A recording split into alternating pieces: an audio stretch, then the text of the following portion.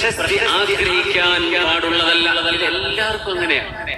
ആളുകൾ യൂട്യൂബ് ചാനലൊക്കെ ഉണ്ടാക്കുന്നത് പ്രശസ്തി ഉണ്ടാവാൻ വേണ്ടിയിട്ടാണ്. നിങ്ങളുടെ അതിന്റെ അഡ്രസ്സ് പറഞ്ഞു കൊടുക്കും, നിങ്ങൾ സബ്സ്ക്രൈബ് ചെയ്യണേ, ബെൽ ബട്ടൺ അമർത്തണേ, എന്റെ ഒപ്പം കൂടണേ. അതൊന്നും വേണ്ട. നിങ്ങൾ തുടങ്ങിക്കോ, അള്ളാഹുവിന് വേണ്ടി തുടങ്ങിക്കോ. ഒരു ദഅവത്ത് ചെയ്യാൻ, ഒരു നല്ല കാര്യം അറിയിച്ചു കൊടുക്കാം. കൂടുതലൊരു കൂടിക്കോട്ടെ, ഒഴിഞ്ഞു കൂടലോ ഒഴിഞ്ഞു പോയിക്കോട്ടെ, അതൊന്നും മൈൻഡ് ചെയ്യണ്ട.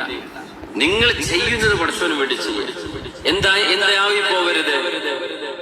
ഫെയിം ഇതൊരു വലിയ അപകടമാണ്. ഇപ്പൊ നമ്മ ചെറുപ്പക്കാരിലും അല്ലാത്തവരിലും ഒക്കെ കണ്ടുവരുന്ന വലിയൊരു ഡേഞ്ചറാണത്. എന്തെങ്കിലും പോസ്റ്റ് ഇട്ട് കഴിഞ്ഞാൽ നേരം വെളുക്കോളം നോക്കിയിരിക്കുക, എത്ര ലൈക്കായി, എത്ര ഷെയർ ചെയ്തു. അതൊന്നും ഉറക്കില്ല. നേരം വെളുക്കോളം എന്റെ പോസ്റ്റിന് ആരൊക്കെ ലൈക്ക് ചെയ്തു, ആരൊക്കെ തുറന്നു നോക്കി.